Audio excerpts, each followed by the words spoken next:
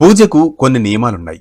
ఆ నియమాలేంటి తెలుసుకుందాం క్లుప్తంగా నేటి మహర్షి టాక్స్. పూజ ప్రారంభించే ముందు పవిత్ర భావనతో ముందుకు రావాలి. పూజా ద్రవ్యాలను గౌరవించాలి. పూజకు ఉపయోగించే గంట, తమలపాకులు, పూజా ద్రవ్యాలు వాటిని ఎట్టి పరిస్థితుల్లో నేలపై ఉంచకూడదు.